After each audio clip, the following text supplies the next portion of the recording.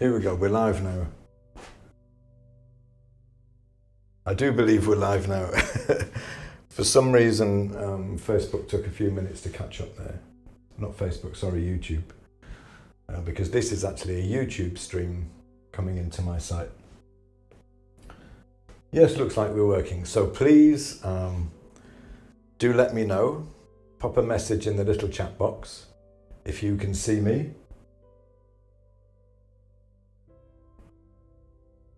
And if you can hear me okay.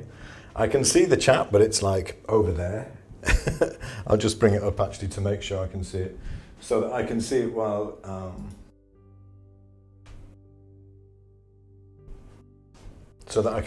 I'm painting, okay? So just in case what I said right at the beginning there didn't get caught on the video, I'm not sure. Sometimes there's a bit of a lag between me actually saying something and it coming up on the stream. So just to let you know, if this is the first time you've been on one of these streams,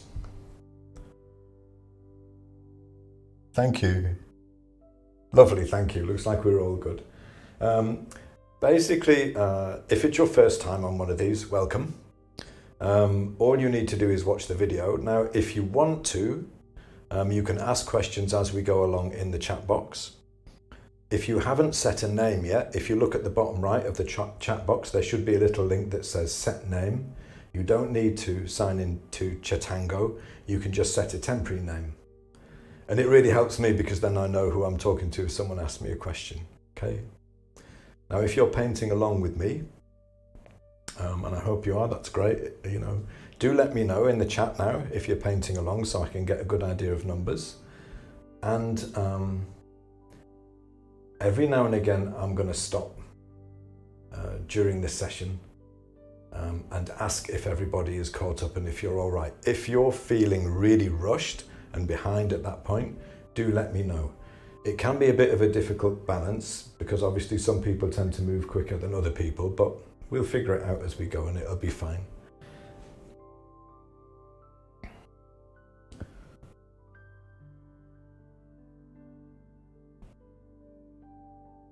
See, I knew you'd be painting along, Mariana. Yeah, Mariana always paints along.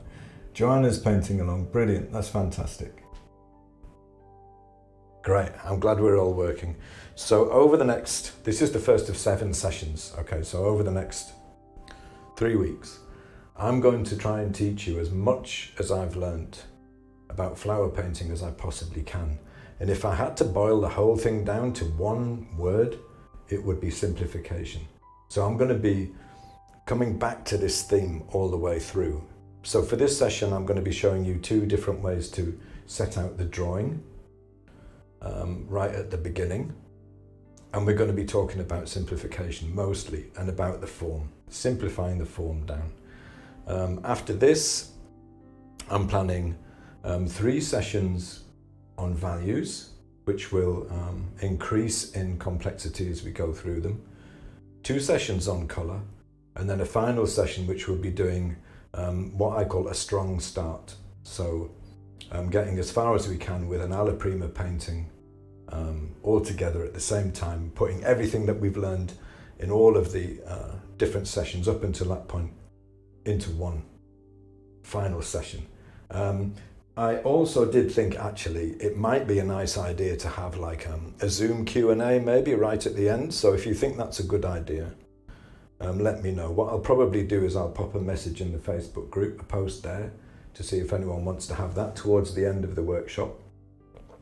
If you have any feedback about anything, please pop it in the Facebook group or feel free to email me. And the big advantage of teaching this stuff live is that it can change as we go along. Okay, so if people want to focus more on a particular thing, then I'm happy to do that. I have a plan for the 7 sessions, but it's not set in stone. That's one of the things I love about teaching this stuff live over the internet, is that we can move it a little bit as we go. Okay, so very excited by this. Can't believe the response. It's been really, really positive. So thanks so much everybody for coming along. And bringing your enthusiasm with you and your brushes. I'm going to switch over to the main cameras now on the easel. and on the palette, and then we can get started.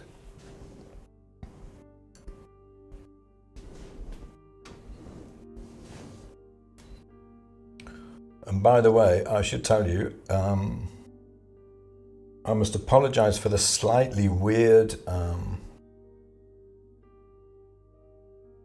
lighting on me there. It's unfortunately unavoidable because I have to make sure that the lighting is best for the panel, and that there isn't any, or try to minimise any reflections and glare.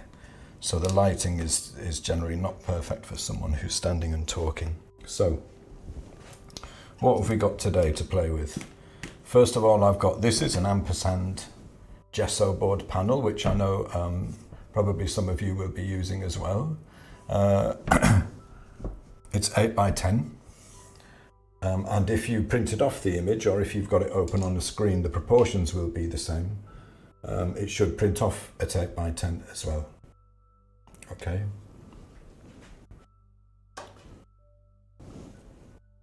I've just realised I need to make the chat a little bit bigger so I can see what everybody is saying.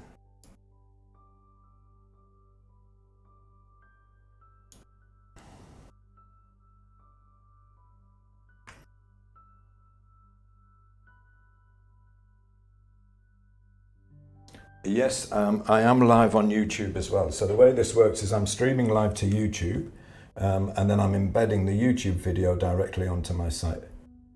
So you can see, you can watch it on the site here, where it's probably a little smaller, or you can watch it, if you want to, directly on YouTube. But I would encourage you, if you want to do that, to keep open the chat on another tab if you're on a computer. Or if you're on a tablet, because it just helps to be able to see the chat messages as we're going along.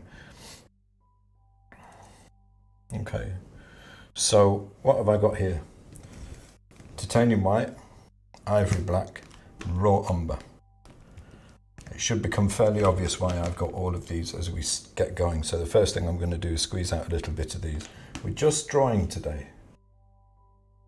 so I'm not going to put too much out. I'm incredibly wasteful with paint anyway, because if you know me, and if you've learned with me at all, you will have heard me banging on about how everyone should use more paint. And because I find that one of the biggest problems that I see that I need to correct with people is that they don't have enough paint on the panel. But it does mean that you tend to go through quite a bit of paint. And I do understand that it's expensive. So what else have I got? In here, I've got, that's a little bit of Terps, which I probably won't use, but I just have it out of habit. And this is cold pressed linseed oil. You can use Gamsol for this as well, or some other kind of very liquid medium. And I've got fairly chunky hog bristle. And for the drawing out today, I think I'm probably going to use this brush, which is just a flat synthetic.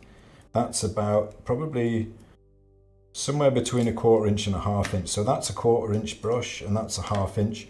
You can use anything that you're comfortable with for this, but I would recommend using one of the flats. You could use one of these Eclipse flats, which would do really well. That's probably a nice, that's the 1/4 inch Eclipse flat. That's probably a Rosemary's brushes. That's probably a good one to use. Anything will do, as long as it's not too big. Okay.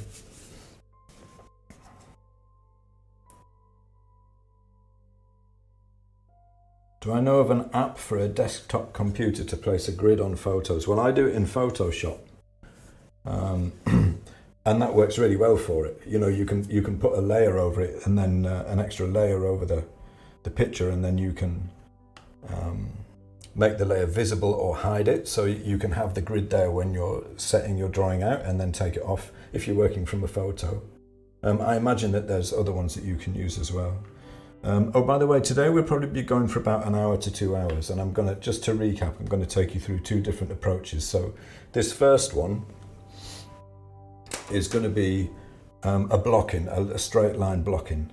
but we're going to work with a couch. So let's assume, you don't actually need to do this for this, but let's assume that we're going to be doing a whole painting. So I'm getting a little bit of oil,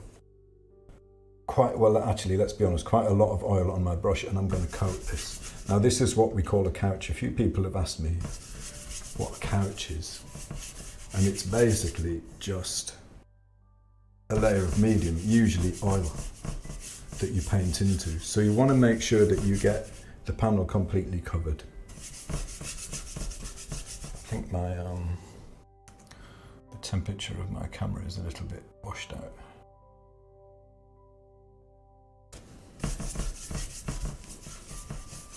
Yeah, Liquin, I don't know, I haven't used it for so long, I can't remember how liquid it is.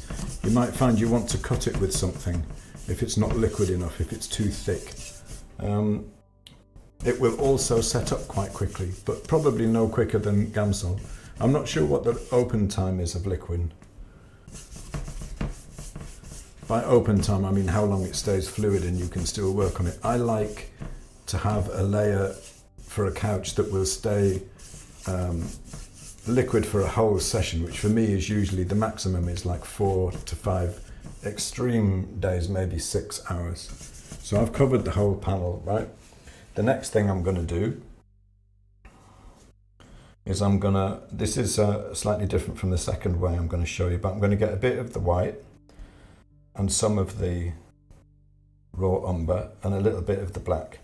The reason I've got all of these is it gives you a kind of a near neutral. Now I'm letting this go, you can probably see this isn't completely neutral, I'm letting it be slightly, a little bit on the warmer side, a little bit more raw umber, and then just paint it on. The nice thing about this is that immediately, you can see how easily that goes on when you've got the couch. Immediately you've broken that blank white canvas, right? And you've got something happening on there already. It's like you've got started, and the hardest thing a lot of the time is just getting started. So just whack it on there and then grab a bit of kitchen roll and wipe it off. Now you want to wipe a good amount of it off because you want a fairly thin layer, but not all of it. Don't wipe off too much. This is one of those things that you probably need to experiment with. You can see like there's still enough on there that if I put my finger on it, it leaves a mark. Okay. And what we have is already a much more sympathetic surface to work with than if we're just using a blank, staring, threatening white panel or piece of canvas or whatever it is you happen to be working on, okay? So the next thing I want to do is stick a grid on here. Now a lot of people are funny about grids. Don't listen to them. Don't worry about using a grid. It's fine. You still have to do the drawing out. You still have to eyeball stuff. The only difference really is that the measurements that you have to eyeball are smaller. So it makes it easier. If you are very confident of working without a grid, then don't bother. You know, just work without a grid and see how you go. But on no account feel bad about either working from photos or working from a grid, using a grid, because these things are going to help me teach you much more effectively than I could any other way. So I'm going to do my grid by eye, but by all means measure yours. That also is not a problem, okay? So what I tend to do is I like to do it this way because it's kind of it's practice for judging distances. So I want to mark like what I think is halfway across the panel and then look and judge again and see it slightly to the right. I don't want this to be too heavy, and the way I'm holding my brush, you'll see I've got it at the end here and I'm holding it very loosely. And I'll lay it down on there so that it's resting on there lightly, right? I'm not going to draw, and I'm certainly not going to hold it like this as if I was writing with a pen. That's how you write. This is how you paint. So you can just kind of rest it on there. It's really a very light touch. rest it there, and then you just bring your arm down. You just sort of let it glide down. Doesn't have to be perfect, it just needs to be okay. If you want to measure it out with a ruler and draw it with a ruler, that also is fine. I like to do it this way because it gives me a little bit more practice brush handling, and it gives me a bit more practice judging distances too, so it's useful from that point of view. It's all good practice, and then obviously divide it in two again. Sometimes I do these really roughly, and sometimes I'm more careful. Obviously today I'm being a little bit more careful.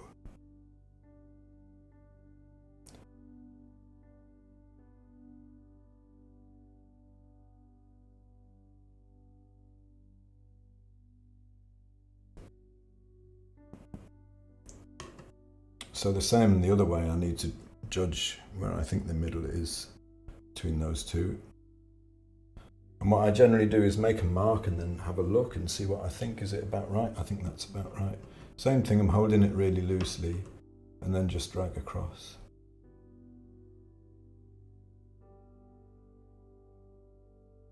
And then subdivide that in half.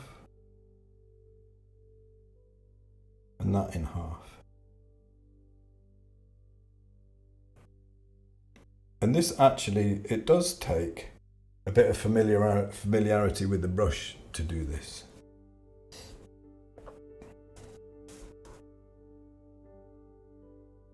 Oh, thanks Cindy, that's really useful. Thanks for popping that in the chat.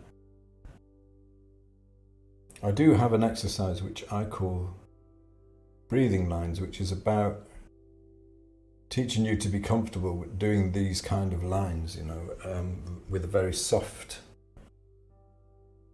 pressure, very soft hold. You practice it with charcoal and paper just as well.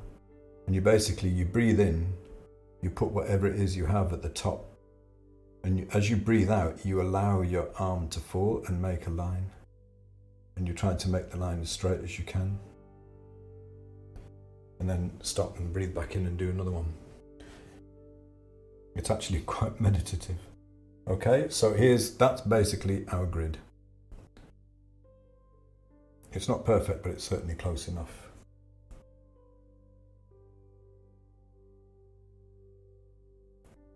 So the first thing we want to do once we've got our grid in is looking at this photo. The first point is to make sure that things are in the right place. Once we know that they're in the right place, then we can start to think about the form. But if we spend too long thinking about the form without having got things in the right place first, then we might get into trouble, right? We really don't want that to happen. So the first thing I'm going to do is mark the highest point. So you see that leaf that's sticking up at the top? I'm going to mark the point. I'm going to imagine a horizontal from the top of that leaf going over, and imagine where it cuts this line here, and I'm going to make a mark. That's about where it is. The top point of that leaf. So that if I drew a horizontal across there, I would find the point of the top of that leaf about there. You can measure these distances. You know, I mean, Photoshop lets you put a ruler up there and give you it in inches, so you could get really accurate. But I think it's a really good idea with this stuff to do it by eye, because this is all good practice as well. Then I want the lowest point. Now I'm ignoring the vase completely. We're just painting the flowers and the leaves. That's all we're going to draw out today. So again, I'm looking at that point, at that bottom leaf, and I'm imagining a horizontal going across to the left to the nearest line of my grid.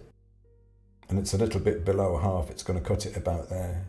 And then if I draw the horizontal over, it's about that far away. So that's that bottom leaf.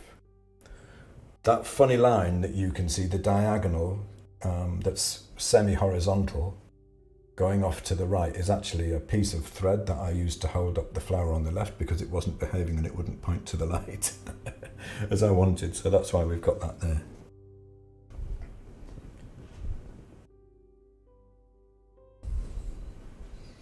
All good. So it should be fairly obvious after we've got that. The next thing we want is the furthest right point and the furthest left. Now the furthest right point is this leaf. You see in this square down here, there's a leaf that's pointing over. I think that's the furthest out. So I want to judge how far away from this line it is. And I would say it's about there. And then I'll draw a vertical up. So we're doing the same thing, but in reverse. So we're doing it vertically instead of horizontally. And then I'm deciding how far up that point is. It's the point of the leaf that's sticking out that I want. I'm trying to plot it. And it's going to be about there. The furthest right point is this beautiful Litchfield Angel Rose on the right.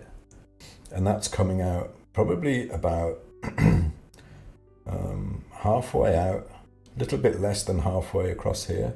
So if I imagine a vertical from that point, it's probably going to cross this slightly less than halfway. So then if I do a vertical down, or you could have done it there as well, if I do a vertical down or up, and then it's a little bit above halfway. So we've got our highest, our lowest, our furthest left and furthest right points. We've basically placed it. Do feel free to ask questions as we go along, because I can see the chat as I'm painting. Okay. We're nearly done, right? Job is nearly done. Look how far we've come. So I also want a few more points just to kind of give me the overall shape that I'm working within. I want the furthest left point of that rose on the left. And that comes out almost as far as this leaf here, but I think not quite. And it's probably going to be about here. And I want the lowest point of the rose on the right. And that's coming out to, it's about halfway between these points. About there, about halfway. And it's only coming down a little bit below that line, so it's probably about there. So can you see we're kind of getting an overall shape of compositionally where this thing is going to sit.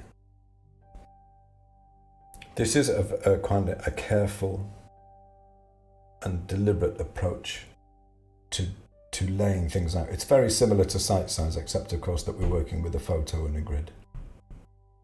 And I'm also going to put in the point where that leaf at the top crosses this line, this horizontal, the top horizontal, and it's about here. And I'm going to put in, do I need anything else? Don't think I really need anything else.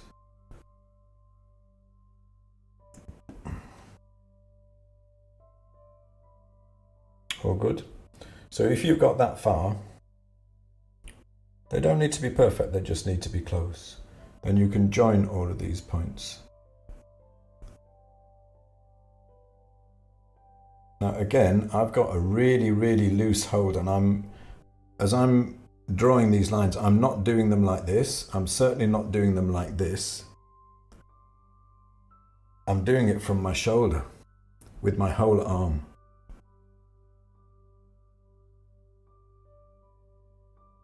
And a really good way to practice that skill, this is basically a straight line blocking, is you can get something like this, or you can do it with charcoal. You put one dot, put another dot, and then start on this dot, and then try to sweep through, and have some practice goes, very lightly with a straight line, and get through this dot. And you can put a load of dots on a piece of paper and just practice swiping from one to the other, and it's really amazingly good practice to be able to do these kind of blocking lines. And it's low pressure and it's quite enjoyable. So I'm just going to, these lines obviously are not going to stay, I'm just making the overall shape.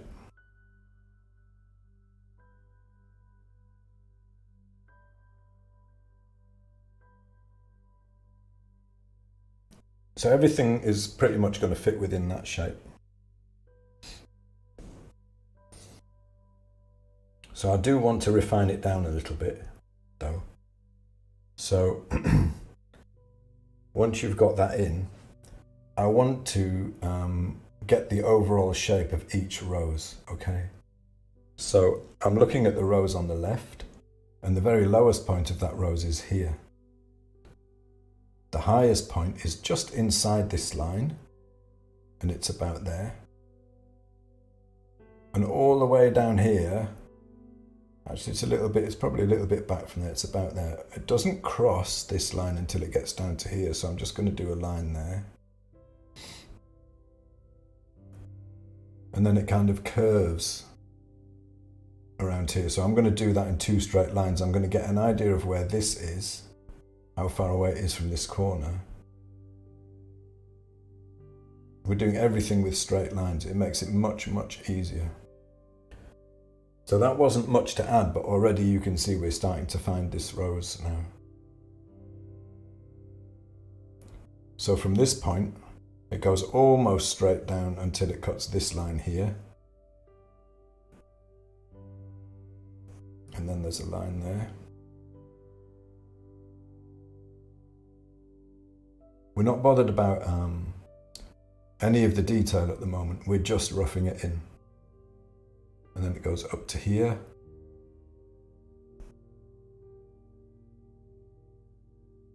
And that goes about to there. And we've got basically a rough idea of the overall shape of that rose there. It is called the envelope, yes. This is the envelope because it holds everything else within it. You can do the envelope any way you like. You can add more points or take more points out. For instance, I could have left that out and just done a straight line down there. I could have left that out and just done a straight line there, and then some of the lines would have been outside. I've found it doesn't seem to make an awful lot of difference to me whether I have some of the lines going outside or inside. It's just having that reference point of the overall shape. And the most important parts of it are the highest and the lowest, and the furthest left and the furthest right points. Once you've got those in, it's much easier to place everything else.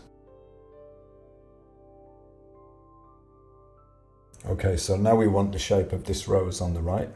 So I want to find, we've got the bottom point and we've got the furthest right point of this rose. Can you see we're just kind of refining down? So now I want the top point, the highest point of this rose. And it's about the middle and probably a little bit to the right between these 2 lines. And it cuts probably about there. So it's slightly higher than that, so it's going to be about here.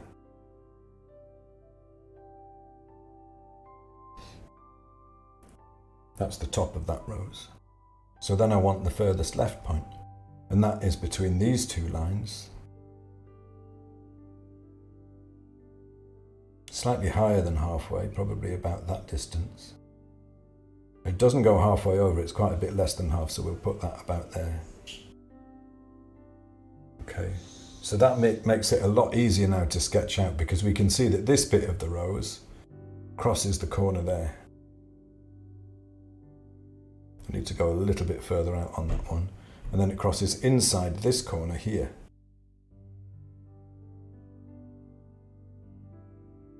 Comes down to this bottom bit. And then it crosses this corner here. So this actually goes outside the envelope really here. You can see where it crosses this point is in a bit from there. So I'll do another line there. And it crosses this vertical about there. So without tying ourselves in knots too much, we've got a pretty accurate layout of where things fit, where things sit.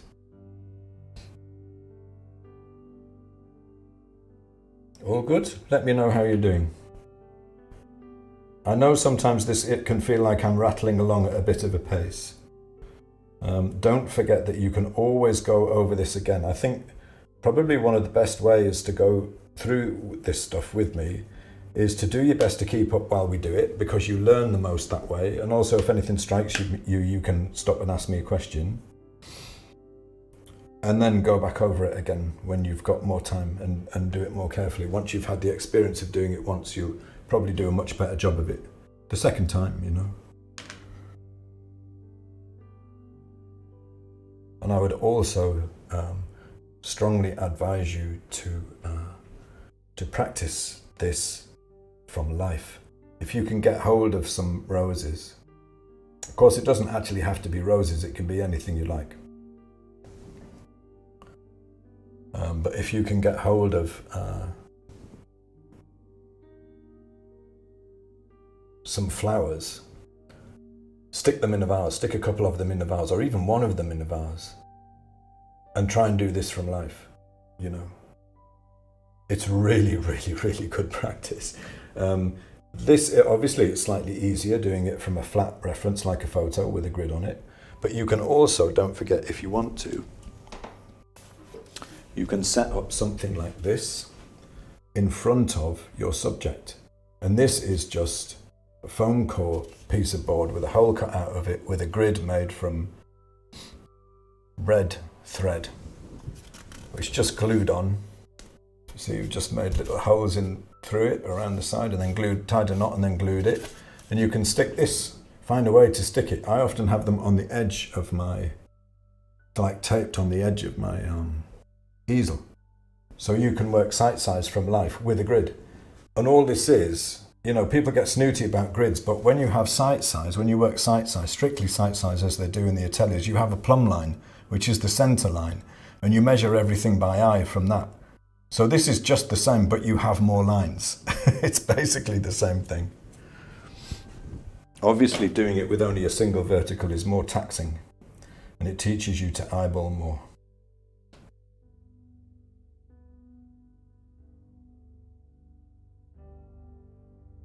All good.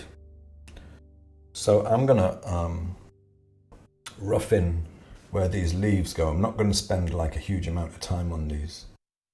Like this one is down there and then it comes round here. You can put these in fairly quickly. It's a little bit too dark and emphatic. I don't want it that dark. I tend to do leaves.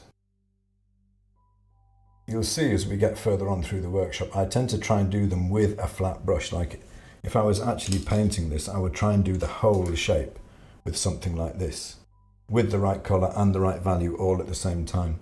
But what we're going to do here through this workshop is break things down into each individual skill. Always trying to simplify so that eventually when we put all those things together, you know, we have a plan and it will help us make better paintings. So this leaf comes up around here. I'm just basically going from what I can see from the grid, just the overall shape. So I'm going to ignore this flower bud here. Why? Well, if you squint right down and look at this photo, that flower almost disappears. So it's not important to the composition. All we're thinking about is two-dimensional shapes at this point, getting things in the right place. In the simplest way we possibly can. We've got an interesting problem here because the vase thing is kind of against this leaf, so it's a little bit difficult to see where the leaf is, but it basically comes down like that. Just look at where they cut, you know, you can look at this distance between the top of this leaf, where it cuts that line, and the bottom of this flower. Now when you're painting alla prima, you can do a block in like this before you start. I think a lot of alla prima painters do. Or you can just go straight in, you know, like high wire act. I find I've done both and still do both. I make a lot more mistakes when I just steam straight in. But what I do a lot now is the wipeout technique, which I'm going to show you next. Just finish your leaves. So we've got the guide for where we know that's going to go so that you've always got another reference point. So make sure that you don't overshoot your reference points. And you should be fine. Don't try and do too much detail. Like a good example here is the actual line of this leaf there goes like that. It's a curve, right? You can see it on the photo. But I'm not interested in that. I want a strong painting and I want simplified shapes, so I'll just do it as a straight shape, straight line. I'm not interested in dividing the form between these leaves. I'm just interested in the outline of the shape. So that's just going to go down there. And we've got this big petal, which is actually coming off the back of this one. And it comes around here, and it's, even if you squint right down, you can see this curve here. So we need to put that one in.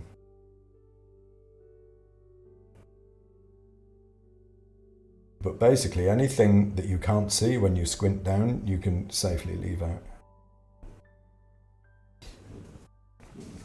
And we're done. We've got everything pretty much in the right place. Let me know how you're doing if you're painting along. Are you panicking to keep up? Are you doing fine? Is it all going swimmingly? Is it making sense? Is it not making sense? Have you tried anything like this before? Don't be shy. Let me know in the comments, because that helps me gauge how quickly we're going through this stuff. You know, I realise it's quite hard to type with a paintbrush in your hand. Don't worry, I do get that. We're going to have a little pause now, and I'll wait for a little bit of feedback from you. Let me know how you're doing. Plus, I get to drink some tea.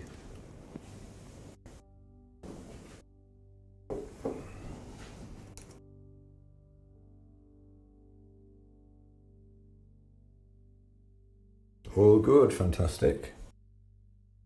Good, Peter, thank you. Great stuff. No picnic. No panic. Oh, no panic. Oh, that's good news. Yeah, that's brilliant. Yeah, I tried to break these things down into their into the simplest form possible, you know. So as you go through each of the sessions in the workshop, I want you to bear in mind that what I'm showing you in each session is a basic skill. The basic skill that we're doing here is eyeballing shape and distance. So if you have trouble drawing things out accurately, do a load of these. Do a load of straight line block-ins. Just do loads of them. From live, from a photo, doesn't matter. Just do them. And every time you do one, you'll develop that skill a little further, so that when you come to paint alla prima, that skill will be highly developed and you'll be more accurate. If that's something you have a problem with, just do more of these. When we go on to value, I'm going to break down value into 3 separate pieces. One of them being composition, and each of those pieces is a separate skill for you to develop. And if you want to develop that skill further, and you feel that you're not that happy with what you're doing, then just do that exercise. You know, this workshop is basically a series of exercises that result in a painting at the end. Everyone's doing good. Great. Okay. So we need to start thinking about this now as form. Before we go any further, before we start painting, the next thing you want to do, right, is you want to start drawing the petals, don't you? Don't do it. don't draw any petals. Let's take this grid off, right? I'm just going to wipe it out. You see how easy it is to work on a couch? Like, you can just change things so easily. It's such a forgiving way of working this. Let's try and get rid of as many of these grid lines as we can, because we don't want to be seeing this as flat shape anymore. I'm going to get rid of the envelope lines as well. We just wanted to make sure we got the shapes right and we got everything in the right place, you know.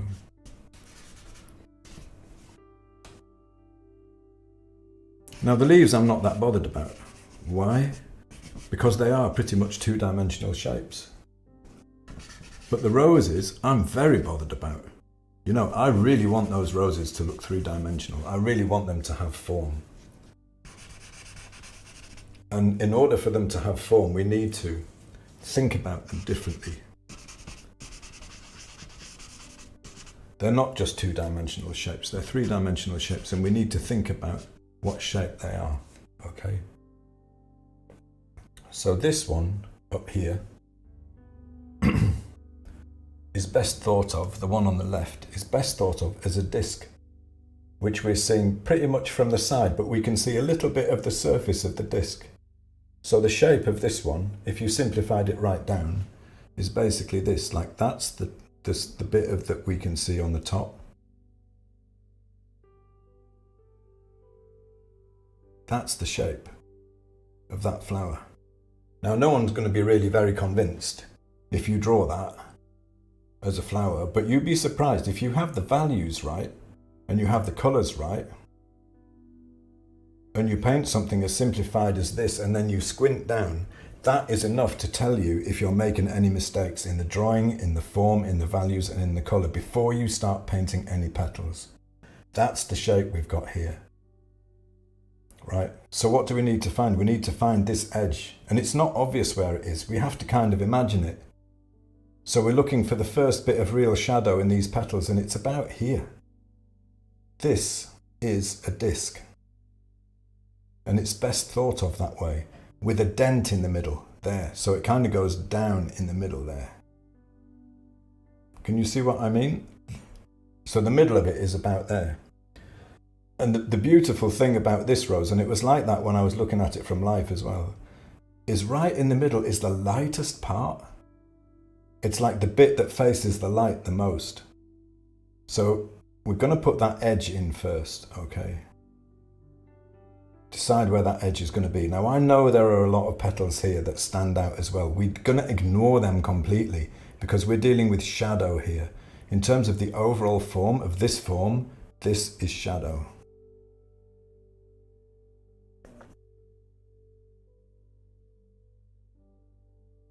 Now you don't have to do this, but if you want to, you certainly could.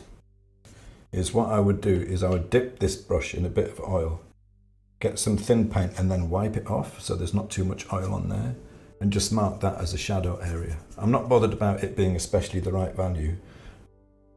The reason this matters is because I'm showing myself that this is shadow. I'm thinking about light and shadow. I'm thinking about this disc. This is so important, to be able to simplify this form right down. Now the middle of it is about here where it's very, very light. Why not go ahead and wipe that out a little bit? That bit there is facing directly to the light. Okay. Round here isn't quite facing the light. It comes up a little bit round this edge. So I'll leave a little bit of value on there. It still belongs to the light. That would be what we call a half tone. And I know there are loads of petals and you immediately want to go in here and you want to start making your petals and drawing up. Don't do it. It's the form we want, especially at this stage in the workshop. You have to be able to get this basic form. Probably I would refine that a little bit so that it goes a bit more up there. I know there's huge amounts of detail there. You've got to try and see past it and just see the shape. So the rose on this side, trust me on this, seriously. I know it sounds like the way that you wouldn't really approach painting flowers, but this, more than anything else, has got me to the point where I started making flowers that looked alive, rather than just like a mess of petals. So this one here is a cup. Right? If you saw it from the front, it would be a circle. If you saw it from the side, it would be a cup. Right? That's from the front, that's from the side. We're seeing it from a slightly three-quarter view, and we have to think about it in those terms. I don't want to be thinking, look at this beautiful hard edge of these petals here. No, don't think about that. Look at this gorgeous colour in here, with that high chroma in the shadow. No, don't think about that. These beautiful walls of petals. No, don't think about them. Think about this basic shape. So it's going to cut about here. It's basically this in 3 dimensions, which is, so this is going to be a slight ellipse, and then we can see a bit of the side. That's basically the shape of this rose. So that's what we want to draw out. Never mind about anything else. And if at any point through the painting we lose this basic shape and complexity of petals, then the only thing we can do to hold the painting together is to wipe it out and start again. And I've done that many times, believe me. I'm not immune to this. So I'm going to do the same thing. I'm going to get a bit of oil on this brush. I'm going to wipe it off. I'm going to mark out that this is all shadow. I'm not bothered about the value being right. It just needs to be a reminder to me that this is shadow. The whole thing, I'm imagining it as a flat surface. It's actually dense in a little bit in the middle, but it's basically all shadow.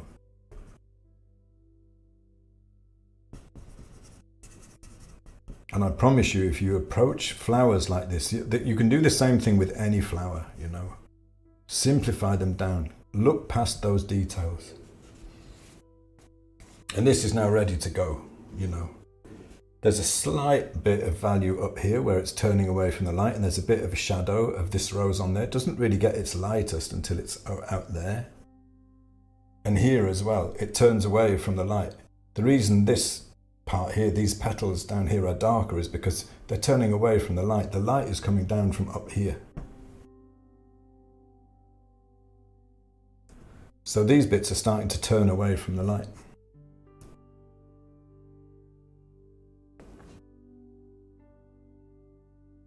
And by doing it this way, we've got our shape pretty much right. And we're thinking about the form. We've got the form in really, really simplified terms. Don't even think about the outline, just think about this cup.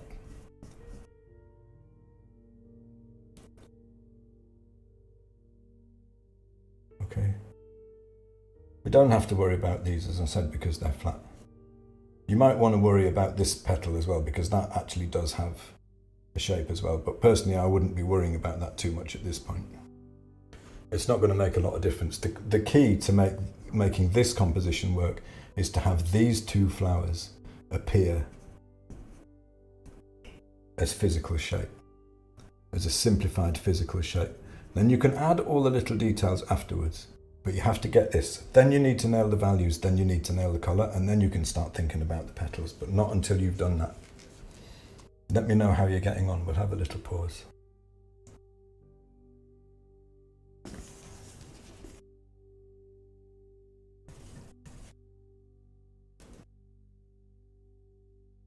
Let me show you one other thing while we're having a pause. Say I was painting a daffodil, right? Say this was a daffodil in the same kind of position. A daffodil is basically a trumpet sticking out of a disc. So for a daffodil, I would be thinking about the form in these terms. It's a disc, a very, very flat disc, and then out of that pokes a trumpet. Right, that's a daffodil. And the reason that this matters is because when you're thinking about the values and you're thinking about the colour, you need to think of them in relation to this shape. Obviously this disc is broken up, you know, but all of this will behave according to this simple shape in relation to the light. So this will be shadow. You know, this will be the lightest part, because if the light is coming from here, this will be the lightest part. These petals will be slightly darker than this. You know, and before you know it, if you can paint things in really simplified forms like that, and you can get the values right and the colours right, you can paint flowers, seriously. But it takes a lot of practice. It really does take practice. So I'm going to show you a bunch of stuff, but you know, I'm expecting you and hoping for you to go away and practice with this stuff, because you won't catch it. You know, I won't get you in this workshop at the end to being able to paint flowers like I do, or like Daniel Keyes does, who is a much better flower painter than me, or like Kathy Speranza, you know. Well, I think I've said this before, but I think she's probably one of the best living flower painters. But they all do this stuff. That everybody who paints flowers well does this stuff. Debbie, I'm not sure what you mean. What's it called on YouTube? Can you explain a little bit more? If you want to watch this on YouTube and on bigger screen, you ought to be able to either tap it if you're on a tablet, or roll over it with your mouse, and you should see a link appear at the top which you can click, and it will take you off to YouTube. You just won't have the chat. Okay, is everyone happy for me to move on? This is the first approach done. That's it, roughed out. Now for me, if I was painting this, I wouldn't do this bit. I've done that to show you how I'm thinking about the forms. I would just be thinking about those forms in those terms. I would put that line in, and I'd put that line in, but I wouldn't put the shading in. I've just done that to kind of show you how those forms work. It's not a value study. These are just concepts, 3D forms.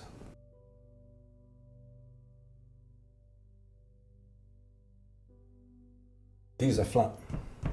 They don't matter.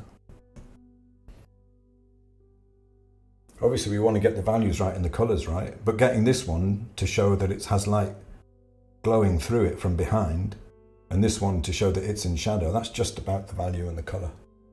Especially the chroma. This is going to have higher chroma. But we're not worried about them because they're just flat shapes. We care about these. This, by the way, is the Irene rose on the left, and the one on the right is the Litchfield angel.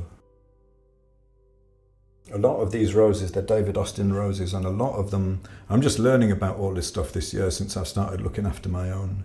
And a lot of them start off opening as cups like this. The Boscobel roses, the pink ones, come out like this, and then they open out to more to a disc after a while, I'm finding.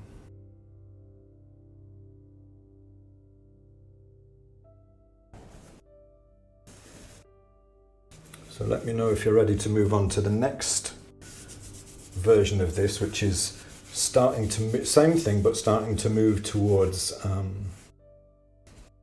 value study.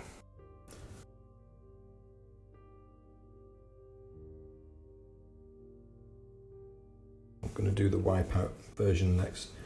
If you're happy, paint along people, to move along, then let me know. If you want a little bit more time just to try this out, to see if you have any questions with it, you want a few more minutes, let me know.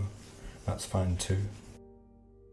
And I would be really interested in hearing, if you've never worked this kind of way or thought in this way about flowers or about drawing or painting before, I would be really interested in hearing how you feel about it. What, you know, does it seem like it makes sense to you? Does it seem like it would be a good way to work, or does it feel too analytical? For some people this might feel too analytical a way to approach flowers.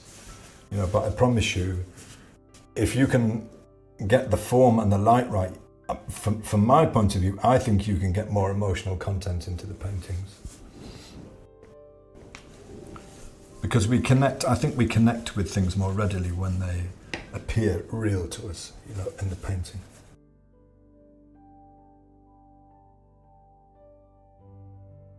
Okay.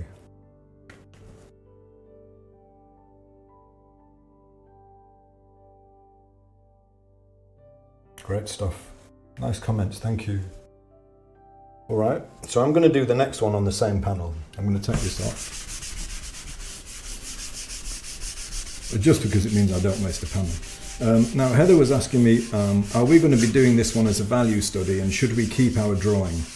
I think, because this is such a beautiful setup, and from a value point of view, it's very interesting as well, I'm going to use this for at least one of the value studies. So if you want to keep your panel back with the drawing out for, you know, one of the later sessions, like on Thursday or next week, then by all means do. Yeah, this is like a real rough and ready kind of site size. You know, I just want to get the thing in there, and I want to start thinking about the form as early as possible, you know. I don't want to copy every nuance. In fact, that's the opposite of what I want to do. But site size works this way too in a lot of ways. It's like, from my limited experience of it anyway, I haven't studied it in Atelier. My experience of site sizes from the Bard book, and then practicing with casts. With my own casts.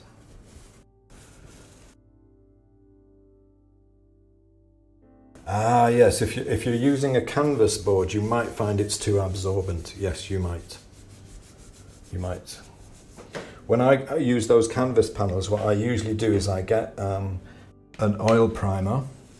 I use Michael Harding Foundation White, and I coat it using this, which has a nice curved blade, and you can literally put it on like a trowel. Yeah, do a second panel if you want. It's entirely up to you. I would advise you, to be honest, to do another panel, because you want to keep what you just did as a reminder, you know. But by all means, just wipe it off like I am. I just, you know, I just don't want to use too many panels up. So I'm going to do another one on the same panel.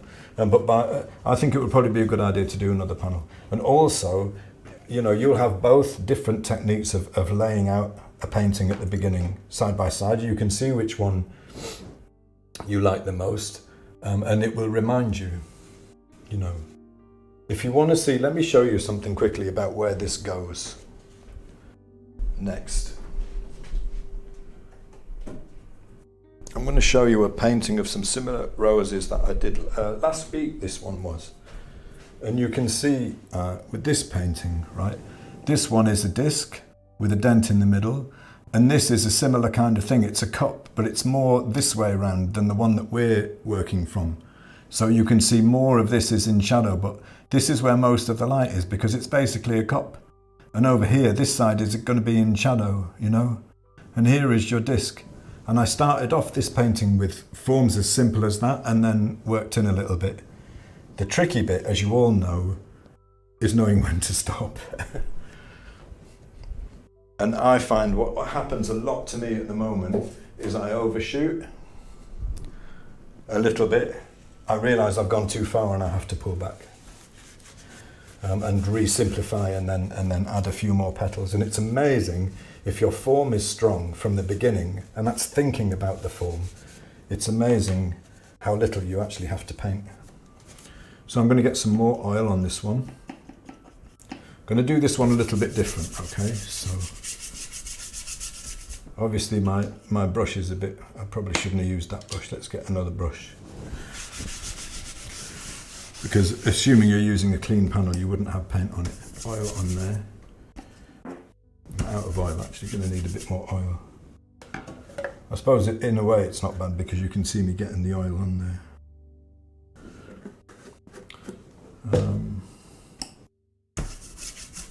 So we're going to do this one in a slightly different order. Coat it with oil as we did.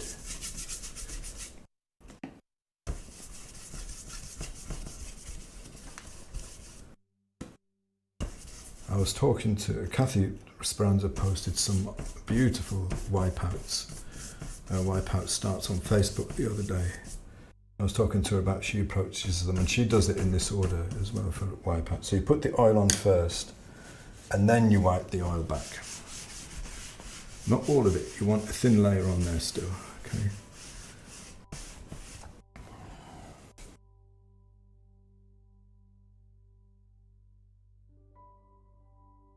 Yeah, by all means try a linen panel, as long as it's not too absorbent.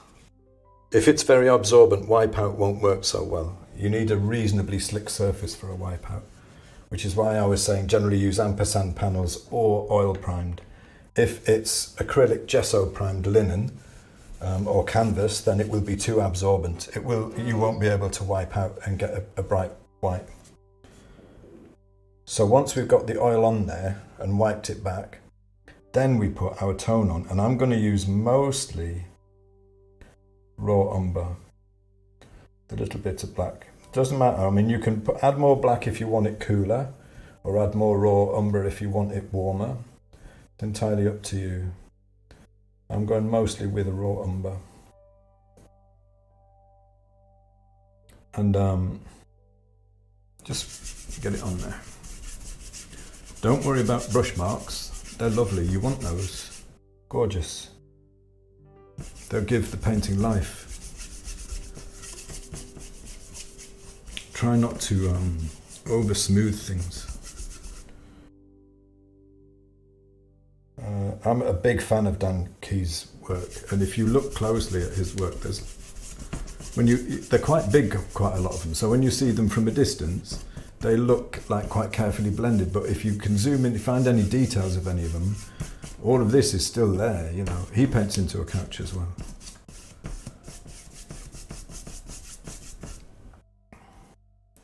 I'm just thinking mostly about the overall value, making sure I've got enough paint on here.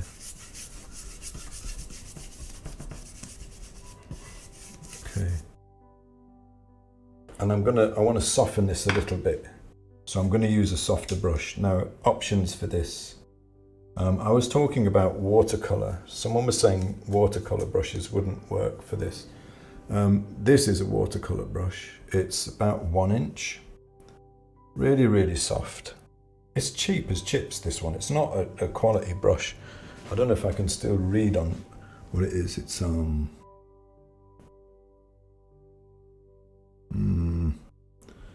I think it's a Pro Arte, which are like low quality, student quality watercolor brushes, but it's very, very soft. Can you see that?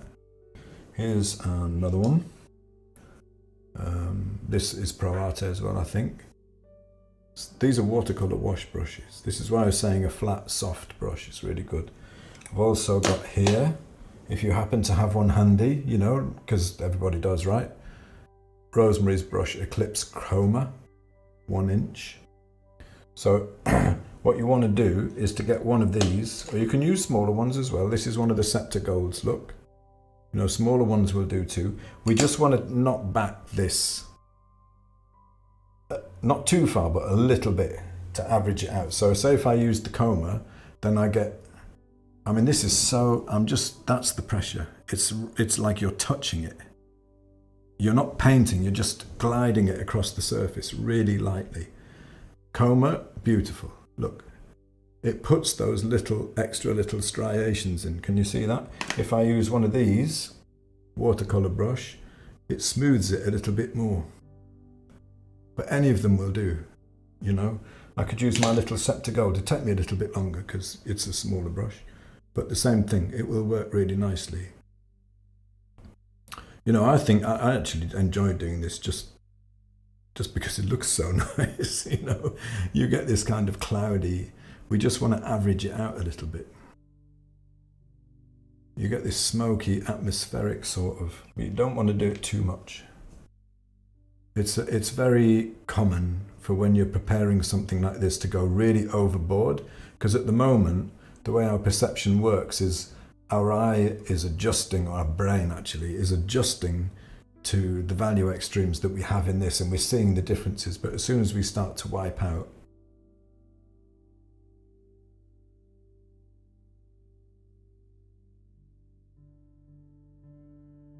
they won't stand out so much.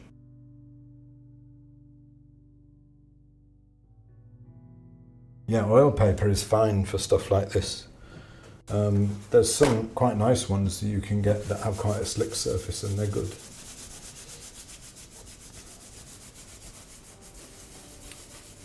So, main difference with this is that it's overall it's darker. It's a middle value, pretty much a middle value we've got there. Okay. But this approach is harder because you can draw a grid on there, right? But you don't want a grid across the whole thing like we did on the other painting. I would do this without a grid. I would immediately go in and start wiping off the lights. Because this allows me to see not just to get the forms in roughly the right place, it allows me to see the composition of light and dark, to get an impression of that right at the start. It's a beautiful way to work, but it's more demanding. You need to be able to draw reasonably accurately with a bit less support. But if you want a really simplified grid, I would be looking for the middle point, you know, and then between those, just kind of make little marks, just to, I would say anyway, approach it this way, just to give you an idea, like of the crossings of the lines where the grid would be. You don't want to do too much because you'll disturb this beautiful kind of background that we've made. So I'm going to use kitchen roll. It's just a bit of kitchen roll. Twist it around a little bit. It's also, you can use a rag. It's more sympathetic, you know. This I find tends to be more absorbent and it will pull more off. Yeah, the combers are just brilliant. But don't forget, like, quite a bit of that I did with this brush too. You don't have to have those posh brushes to do this stuff. You really don't. Like this brush, I've had this brush, I don't know, years. And it's cheap. It's a rubbish brush. It's, you know, a serious watercolorist would look at this in despair. But it's great for this. Okay, so I know, right, now this is a little bit tougher because we're going to draw by wiping out. So, but we've got to think in terms of the same forms that we thought of in the first version, right? So I want to get this disc. the disc of this flower on the left. So I know the top of it is about here. Okay, just wipe out just a little bit, just to give you I know the bottom of it is about here. So I've got my kind of visual grid. If you're comfortable enough with your drawing to do this without a grid, then by all means do. Wipe out the overall shape. But remember, it's a disc, right? It's a disc. Don't wipe out the whole thing. Don't wipe out the whole thing. Leave the shadow. Wipe out the light of the disc, which is why I showed you the other version first. Wipe out the light. If you want to, go on. Why don't you have just a little play? Just around the edge there, show that there's some other petals. It's a rose. It already looks like a rose. How simple was that? You're almost there, you know. So there's our first, the light side of our first rose. Mop brushes are beautiful for this. I have a really gorgeous old, I wonder, where is it? If I can show it to you.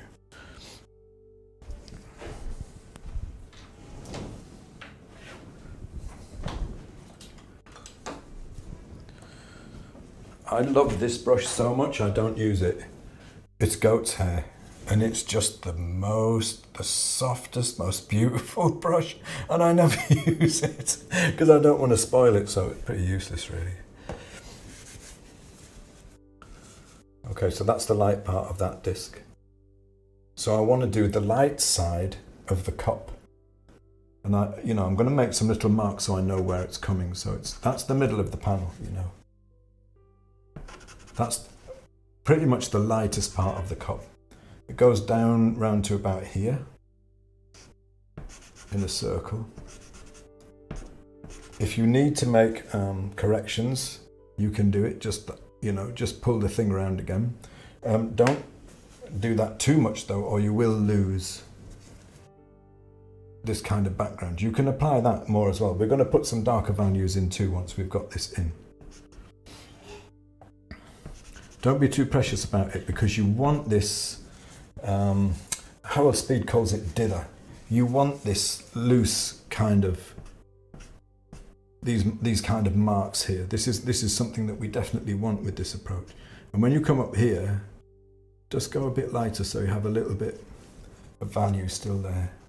Okay. So we've pretty much defined the light side of the cup. But this is quite a tricky thing to do. I'm going to make that smoother. If you haven't already thought about the forms in the right way. This actually goes down a lot lower around here. You've got to be very careful about your drawing when you do this, you know. This down here, this bit moves away from the light into shadow, so I'm going to go over it very, very lightly and just let it disappear. Just with this little brush here, and the same here. You can pull them around a little bit, you know. Now, I think that looks pretty nice as it is. To show the darks of this cup, the background here, notice the difference in values. So if I want to show this edge of this rose, I'm not going to do it with a line. I'm going to do it by lifting some of this off to make this background lighter. The values are not going to be exactly right. They're going to be narrower value range than we would actually use in the painting, but it's enough to show us what's there. So if I lift a bit of this off, you can do that with whatever brush you want to use, and then lift a bit and wipe it, and it will gradually lift off. I wouldn't use the rag for this because you'll lift off too much. Personally, I'd only use the rag for the lights, the really light parts. But all of this, we want to bring the value up a bit, and all we're doing, we're creating the same form as we did in the last version, but we're doing it in a negative by lifting off, and we're dealing with value. But you can see the composition starting to come immediately, and this is why it's such a nice way to start a painting. I'm going to leave where those leaves are, but this is all lighter. Just brush, wipe, and it gradually lifts it off. Remember that you've got leaf shapes here, so Try and get them in something like the right place. So this is like a negative shape drawing. And you see it starting to come. Don't they have just a beauty and a gentleness and a softness that you don't really get any other way? So, you know, if you're painting alla prima and you start like this, you want to keep as much of this feeling as you can. And sometimes I actually think it's a bit of a shame to finish the painting, because the wipeouts can look so nice. And I think I am probably going to do a series just of values, starting off with wipeouts, almost like drawings with paint, you know. Going to bring this value up a little bit.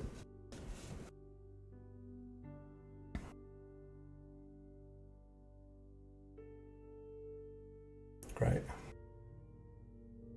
Just drawing. We're drawing, but we're creating some atmosphere at the same time.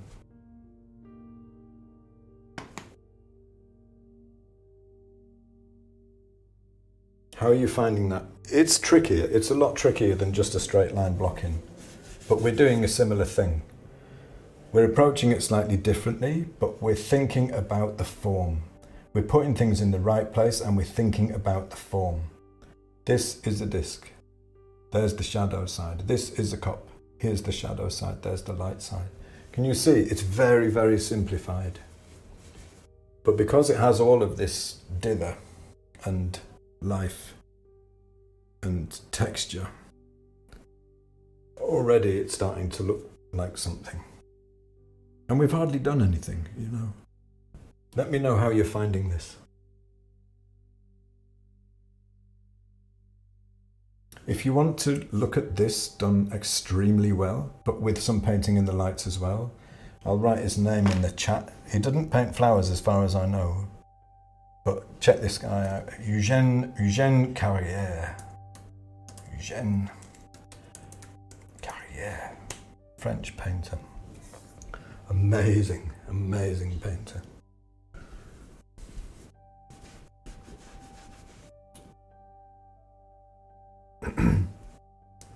Value does all the work and colour takes all the credit. Totally true. So true.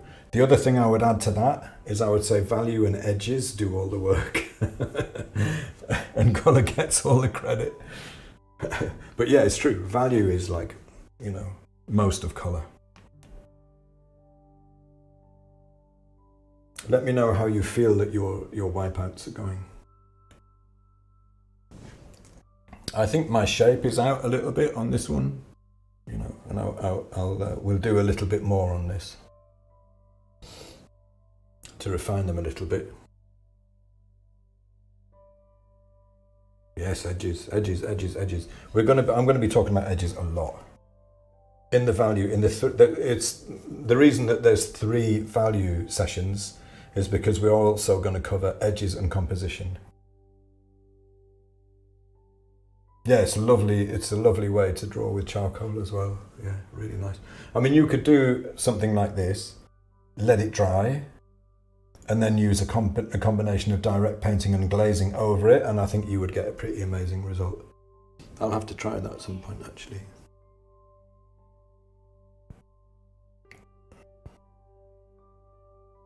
You can already kind of feel them there. Oh, the music. It's actually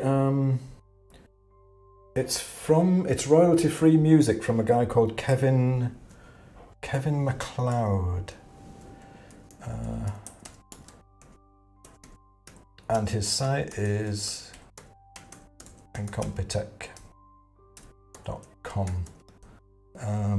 And this one is called Relaxing Piano Music. And he produces music mostly for video. Yeah, paper won't wipe off so well as the best surface for doing this is an oil primed panel. It's the best. Really, really good surface for doing this kind of wipeout. These ampersand boards work well too because they're fairly slick with just a bit of tooth. But you do need a slightly slicker surface. Acrylic canvas panel, yeah, that will be the wipeouts. Yeah, it won't bring the lights up. Yeah, that's true. It It won't bring the lights up if it's yeah, and a lot of people leave those dribbles in. Another painter I think is really good to look at for contemporary painter for what he does with texture of the paint is, oh, his name escapes me. Oh, that's so annoying. It's on the tip of my tongue. If I remember, I'll say his name a little bit later. I'm sure it will come to me. Casey Bohr. Casey Bohr. For texture, really, I'm not a huge fan of his work. There are some things that I don't like so much about it. I think it's not very flattering to women sometimes, but he is an amazing painter and he does some wonderful things with texture.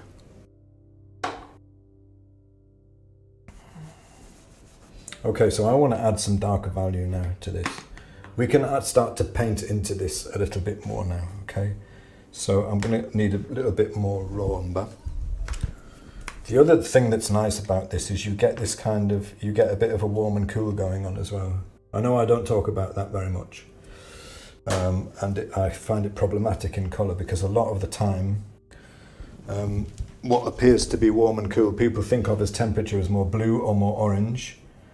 In fact, a lot of the time it's chroma. So I've got here my Scepter Gold, 1/2 inch. Any flat will do. And I'm looking for the darkest dark, so I'm moving a little bit into value now. The other way is definitely easier. It is definitely easier. I mean, this is tricky. This is basically alla prima painting, you know. So let's just try and, this is why I love using, can you see how flat that is? It's like a chisel. I got into trouble by calling these chisel flats on the streams because that's what I think of them as, and then a couple of people started hunting Google for chisel flats and nobody else calls them that. Let's rough in this leaf, right? And try and use the brush a little bit to make the shape. This takes practice. One of the things that I keep thinking I would really like to practice, to learn more about, is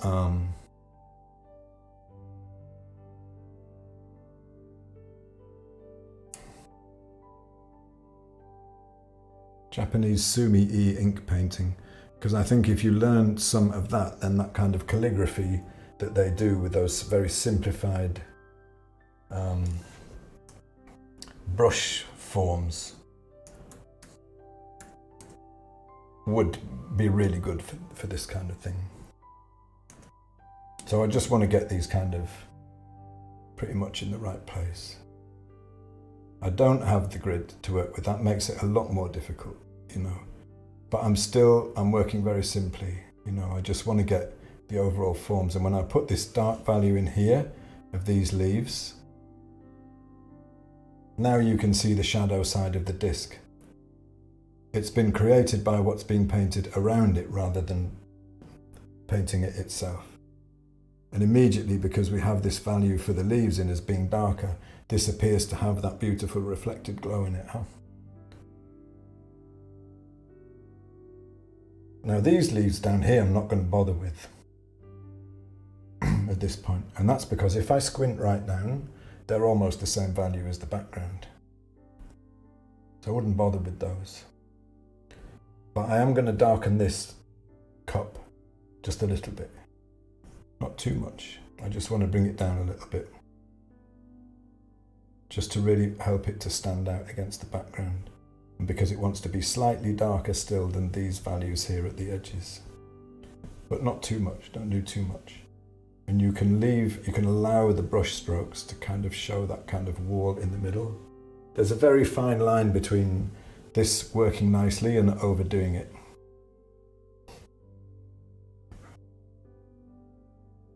And I put a bit of a darker value down here as well to show the division between those two. Now you can go basically as far as you like with this. That's it done. That's the painting drawn out. You know where you're going to start, you know.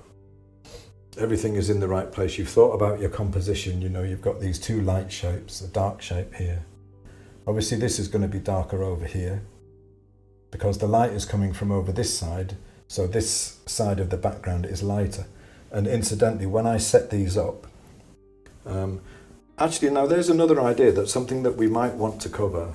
I mainly want to get the painting concepts across, but maybe we'll do an extra a session and I'll show you how I set up the photos. They're all taken in natural light. Oh, have you? I would love to learn Sumi-E. I would love to learn that. I've done a bit of research and practice with Gongbi, which is the more traditional Chinese version. But I mean, they're similar. I would love to spend some time learning Sumi-E painting. You have, at this point, you have a lot of freedom to play with the edges, okay? And this is one of the lovely things about working into a couch. So if I get this brush and I wipe it off, it's the one that I just did the leaves with, but any brush will do, right? Wipe it off a little bit. Oh, throw it around. No, actually don't. I just dropped it.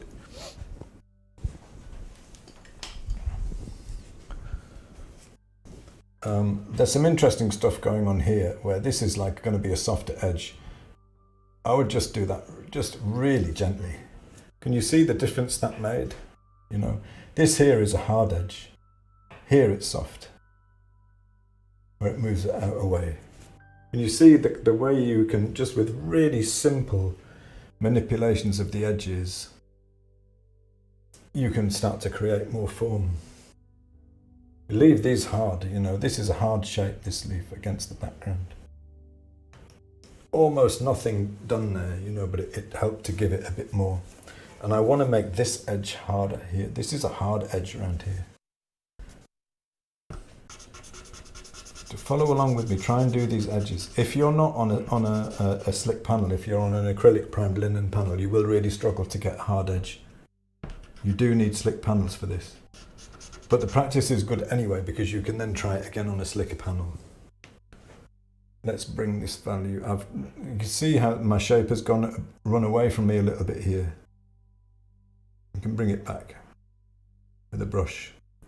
So you can work on these as much as you like, but I find there's a delicacy to them that you don't want to lose. I want a lower value over here, so I'm going to get my big comber and get a bit of raw umber on it and just stroke this in. So I've got a lower value over this side. And basically, if you see my paintings, you see a lot of these marks like over in the darks, because this is basically how I do it. But I do it directly with the colour. I go in with the colour at the same time as everything else. We're just drawing, you know, it's just drawing. But it's like a cross between the two. And you can start to create something really, really beautiful, just like this, with very little information. But the key to it is thinking about these in the right way. This is a disc and this is a cup. That's the key. If you don't think about them in that way, you'll really struggle to get the life out of it, you know. If the forms are strong, then you can have a lot of brevity, a lot of lightness in the way you paint these. Like, don't do too much. You want all of these brush strokes. You want to keep all of that. You don't want to lose it. I would, if you like the look of this approach, I would strongly recommend getting a bunch of panels. Either work from photos or from life, it doesn't matter, and practice some of these just as really simple. Don't overwork them. You know, just do a little bit on them until you start to see the form. But the key is always thinking about the form, simplifying the form. That's what makes these work. You can feel that these are flowers, right? Even though I haven't put any petals in. I'm just adding a bit more value over this side. This is with this 1-inch comber. It doesn't have to be the comber, you can use something else as well. And I'll show you, you see how I'm losing this edge? That edge there is really important to the composition, so I want to bring it back in as a hard edge. It lost a lot of its impact when that edge went soft. So you can also, if you twist this down quite small, you can actually draw with it. You can start to draw the outlines. So I'm just going to be a little bit more careful and suggest the outlines of the petals here. A bit more of the shape. There's that little one that sticks up there.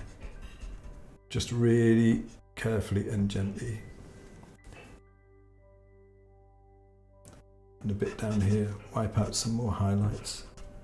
I'm going to leave that bit there a lower value because that's not quite pointing to the light. This bit here is the lightest part, right in the middle where it points at the light, so I'll wipe that right out. And I can also bring in a couple of these other petals. Just, don't have to be perfect, just suggest them.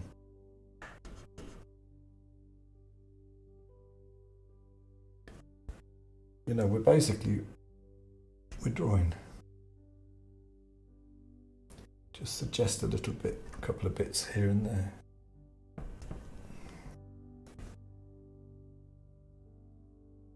This does take practice. It does take practice. I want to sharpen this edge a little bit to show this edge between the background and this. Just thinking about edges and how they are going to affect the composition.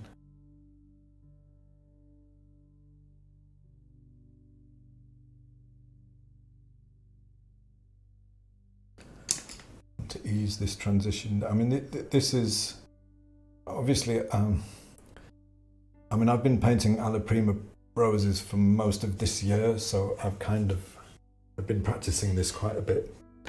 But hopefully you would get the same kind of, you can get a feeling for what you can create with this, you know, with a little bit of practice. Twist this down a bit. Can you see how there's this little bit of, just here, in this rose, there's a little bit of this petal kind of, just think of that as part of the light shape, just break that up there. And just show that a little bit too. And around here, it's all kind of gets softer, so I'm going to soften that edge. Maybe went too far and lost the form. See how I'm starting to lose the form here. My cup is starting to disappear, so I'm going to have to bring it back. You just need to stay sensitive to that to make sure that you don't lose that form. But I'm going to leave that one there, you know. But you could go right into it, spend a lot more time with it. They're hard to let go of and to stop sometimes. If I wanted to bring in some of the complexity in here, you know, you could get like a smaller brush. You've got to be really careful and really light, because if you lift up too much value, you know, you can bring in a bit of what's happening in there, but that lifts up too much, so then I'd want to drag it and soften it again. You can start to suggest what's going on inside there as well.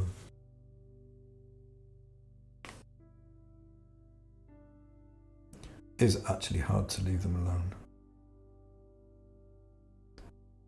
Once you start to get something that you're happy with, you know. And there's no reason why you shouldn't bring one of these to, you know, kind of a finish if you want to. But basically, we're just drawing. We're just drawing out.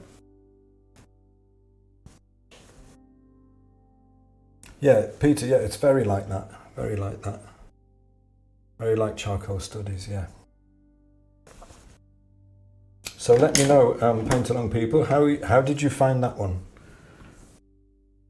How did you find working with that method of drawing out as compared to the first one? Obviously, the first one is easier. Are you pleased with what you got working this way? Does it feel different? How does it make you feel to work this way? I think it's a much more, for me, I find it more almost like meditative. It's a step closer to painting.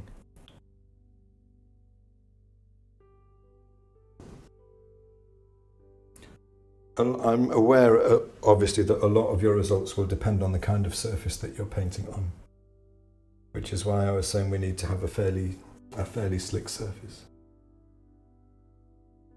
Yeah, it absolutely does need practice. because there's a lot of sensitivity and delicacy there, you know, a very, very light touch with the brushes and very soft brushes you really need for this.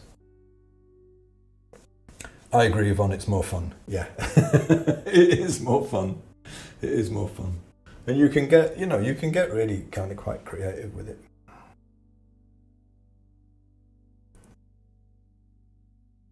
Make them really brushy if you want to.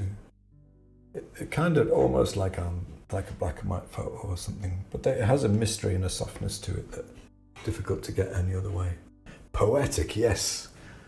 That's a brilliant word for it, Heather, yes. You start to get a bit more of the poetry of the light. I've lost the shape of this one a little bit. This one on the right.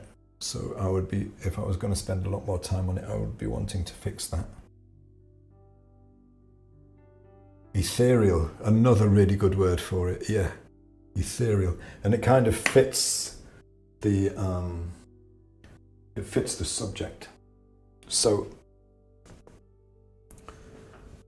if you like this way of working, I would encourage you to practice it. Don't get too involved in trying to make a perfect painting each time. You know, spend maybe half an hour. Get a bunch of panels. I know they're not the cheapest things in the world, but get a bunch of panels. Work smaller if you want to. And just do a bunch of them, because what you'll learn about the brush handling with this approach, with a wipeout into a couch, is going to be key as we move through the workshop. This approach is going to come out more and more.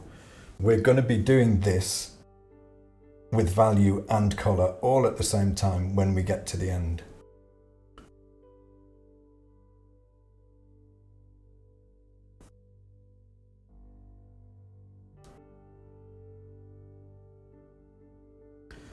Slick oil painting paper is fine as well for this. It all depends on how it's been prepared. Acrylic sized canvas is probably not the best.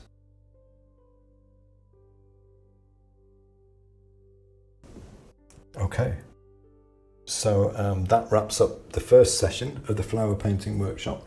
We covered quite a lot today, actually. From going to basic drawing out to making sure things are in the right place to the wipeout is quite a big step. This is almost a painting in its own right, but I wanted to show you that basically what underpins both of these methods of roughing out the painting is the same. It's the form. It's all about thinking about those simplified forms. If you don't have that, you don't have a painting. Basically, that's absolutely key.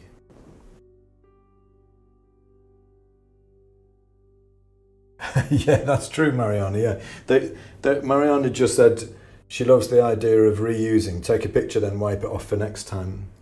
When I was practicing brush strokes for Chinese painting, you can get this stuff, they call it magic paper, and you paint on it with water, and then after a short amount of time it dries off and it gradually disappears. So you get to practice. I was practicing some Chinese calligraphy because it's the root of the painting, of the Gongbi painting, and you basically draw on this stuff with water. It looks like you're painting with ink, and then after a minute or two it just disappears, and then you do it again, and there's something really beautiful about that and poetic. Yes, you could paint on top of this, but you would need to leave it to dry a bit first. When we get through to the colour stages and we start painting colour studies, we'll be doing this kind of effect, but we'll be going straight in with the colour. But we're going to practice value first. This allows me to introduce you the idea of simplifying the form with painting into a couch like this, without worrying too much about perfect values and without worrying about colour at all. But you can see how much you can do just with the brush strokes. You know, these brush strokes and the wipeout is going to figure a lot as we go further through. But yes, you could leave this, especially if you're working from a photo. And I keep meaning to try it. I'm tempted to try it. You could leave this for say 2 or 3 days until it's pretty dry, touch dry, and then start glazing over it. And I think you would get some real beautiful depth. I'm talking myself into trying it, I think.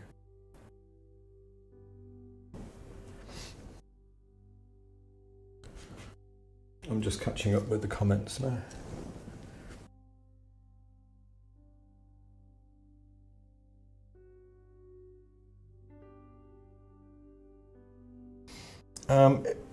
No, we won't be using these. The first one you could reuse for the next session. Probably not this one. I mean, you could use this one if you wanted to, but we're going to be talking about values in the next one on Thursday and getting the values right. But I think I am going to use this photo as the reference because it's a nice balance of values. You know, you've got your dark, and then this is slightly lighter. This shadow is slightly darker than that one, and the lights. You know, it's a nice, has a nice balance of values to do value studies from. So we'll use it at least for the first one, I think, yeah. Oh yeah, those rubber tip tools are great. Yeah, for this kind of wipeout thing, I've got one here, and you can use them to, this is like a little chisely thing, you can use them just to make really a lot more texture where you want it. Just like, and it wipes it all off, you know, so it makes it much more emphatic, if you like. Get hard edge down around there.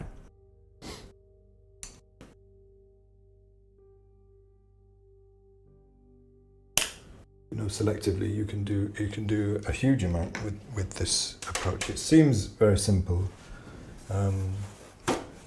but like I say, have a look at Eugène Carrier's work, and I think he brings this to such a pitch of I like Heather's word, poetry.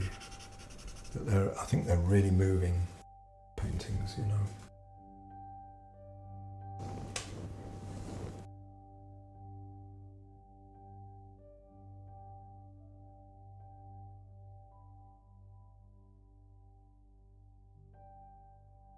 Oh, that would be really handy, Suzanne. Yeah, I'm going to order some of that Old Holland Green Gold and compare them myself as well.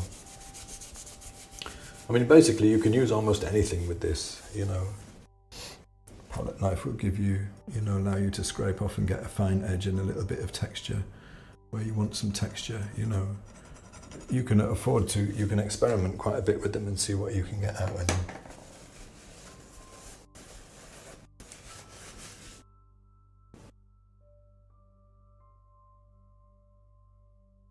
Am I going to keep working on this? No, no, I won't. I will probably save it because it has a feel to it that I like. But no, this will be just it's just a demo piece. I'm going to keep it, but I'm not going to work on it anymore. Apart from anything else, it's like it's 20 to 8 in the evening for me, and I haven't had my dinner yet. And the kids are eating next door. You know, I can hear them eating, and I haven't got my dinner yet. Jacksons are out of green gold. Oh no. Yeah, you will be able to manage without it, but obviously it's better if you can get it. You could also try Supreme Paints in the UK. I believe they do Michael Harding. Supreme Paints, and they do all kinds of wonderful stuff. Rublev as well. Supreme Paint Company, I think they're called. Or there is what's the other one? Cass Arts. I think they do Michael Harding as well, and also Ken Bromley. I'm afraid I don't know in the US quite so much. I've heard of them, but obviously I don't use them, so it's a bit more difficult for me to say. These ribs here really annoying me. I don't know how I got them in there, but they got to go.